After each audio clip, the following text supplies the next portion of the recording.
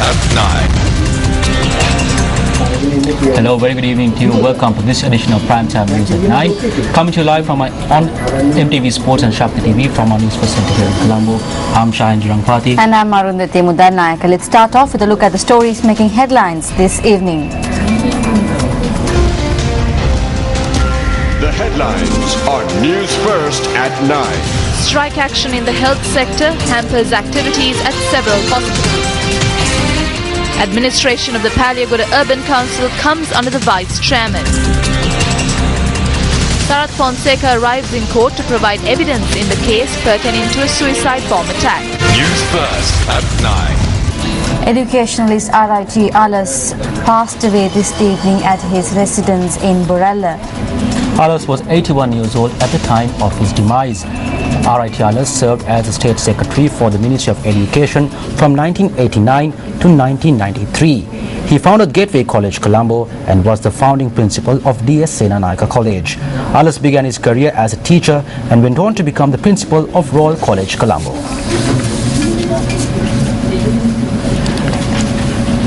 The strike action launched by the Joint Council of Nursing, PSM and Paramedic Services, which commenced yesterday, took place today as well. According to our correspondents, although doctors reported for duty today, other services were disrupted. Director of the National Hospital, Dr. Anil Jasingh, has stated that steps have been taken to overcome the effects caused to the National Hospital due to the strike action. According to our correspondent in Tangol, only 32 out of 70 nurses reported to work at the Tangol-based hospital today. Officials serving in positions supplementary to medicine such as laboratory services, X-ray services and prescription services and physiotherapy did not report to work today. The strike action brought activities at a number of main hospitals in Mathura, Gaul and Kandy to a standstill. Our correspondents note that officers serving in positions supplementary to medicine at the Kandy and Peradeniya hospitals did not report to work today.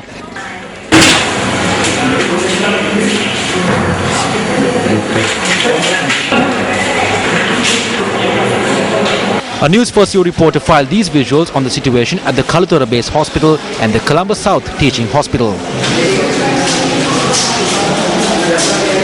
Yesterday, the Colombo District Court issued an injunction ordering the 16 trade unions that commenced the token strike to call off the trade union action.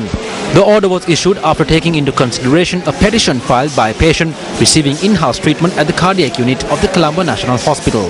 Several trade union representatives expressed their views on the trade union action. If the government aims to suppress any trade union movement, then we are prepared to join hands with any movement without conditions to defeat this attempt on behalf of the working masses of this country. The issues that they are highlighting through this strike have been present since the 8th of October 2008. As an active trade union in Sri Lanka, we need to state that we fully support this trade union action.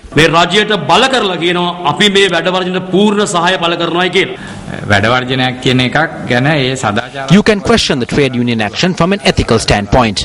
You can raise questions from the side of the patients. However, what is being disputed here is the constitutional right of a citizen.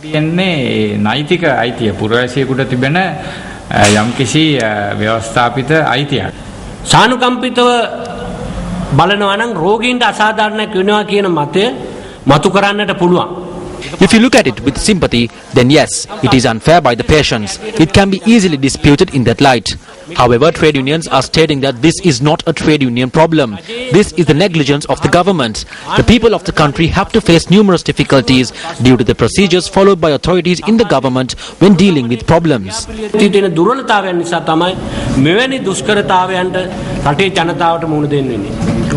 Meanwhile, Chairman of the Leadership Council of the United National Party, Karu Jayasuriya, convened a media briefing today.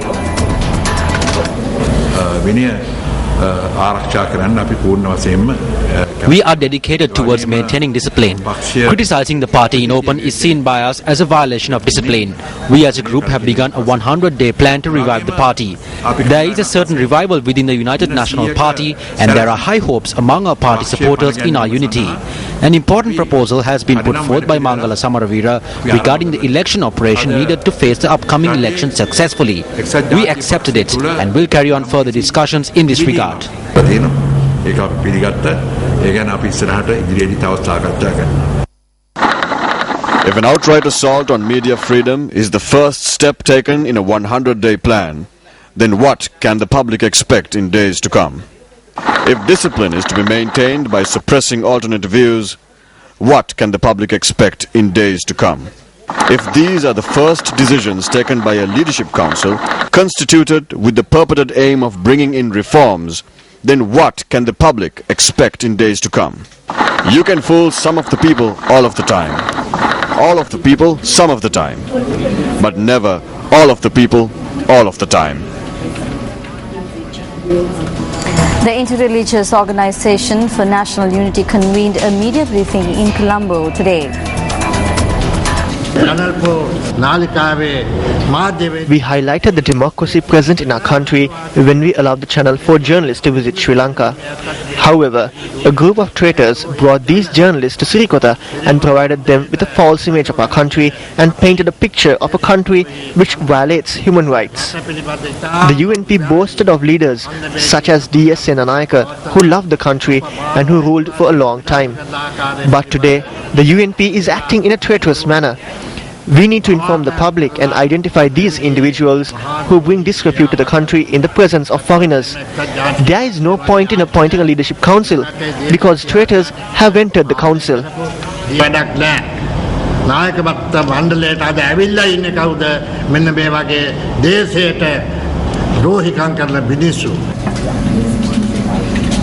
The role played by media in upholding democracy, justice, good governance and civil rights is undeniable.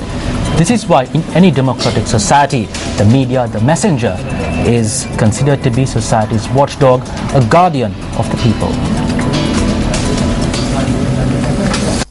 Information is the oxygen of democracy.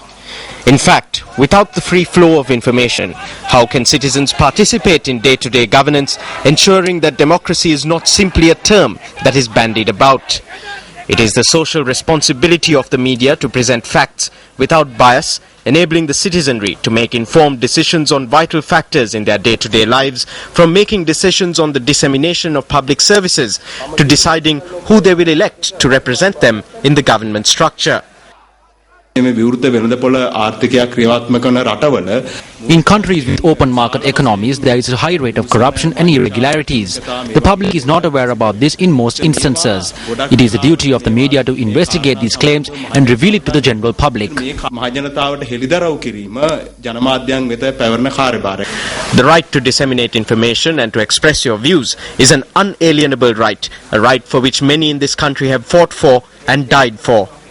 With this sacrosanct right, the media works for the betterment of the citizenry, the only people before whom the Fourth Estate can and should be held to account. The media is the hypothetical bridge between the people and their representatives, no matter how high or low on the political ladder they are. In times of natural disaster or national tragedy, the media is among the first respondents, highlighting the plight of those most in need, ensuring that they receive the relief they need, saving lives which could be overlooked in the mania caused by tragedy.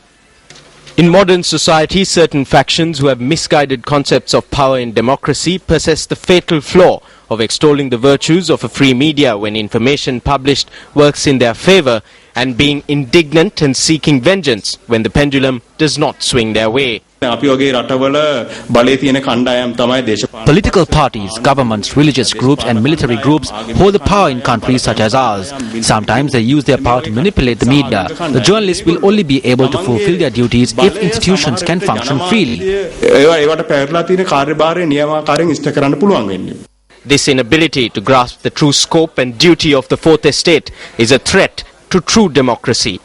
Seeking to undermine the Fourth Estate is akin to seeking a system of governance whereby fiat and martial law are the rule of the day. It is certainly not in keeping with democratic values.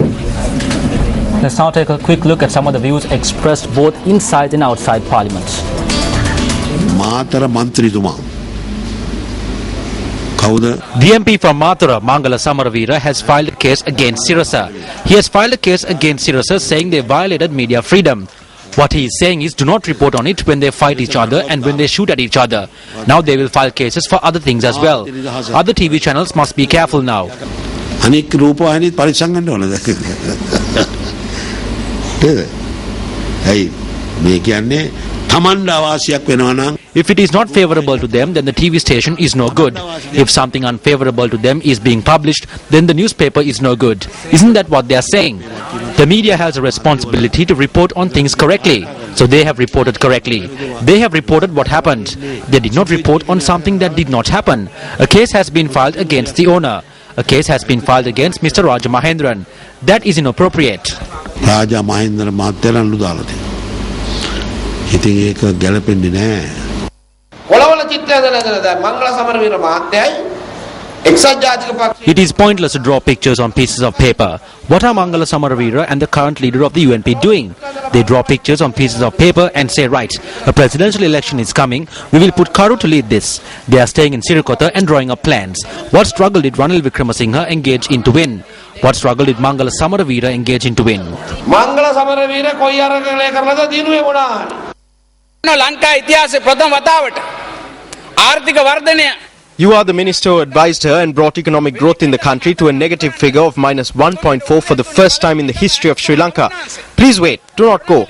Why? Please wait, Minister Mangala Samaravira. Wait. Sit down. This is what you have always done. This is what you did back then. Back then you said Ranil Wickramasinghe could not win. You called him Mr. Bean. Now Mangala Samaravira is trying to make Ranil Wickramasinghe victorious. He himself said that he cannot win. We wish to say to the MPs of the United National Party that you will never be able to establish a government as long as Mangala Samaravira is close to Ranil Wickramasinghe. Sujiva Senasinghe is well aware of this. Sujeewa Senasinghe මහත්තයා හොඳටම දන්නවා ඒක. අපේ අබේසිංහ මන්ත්‍රීව හොඳටම දන්නවා මේක.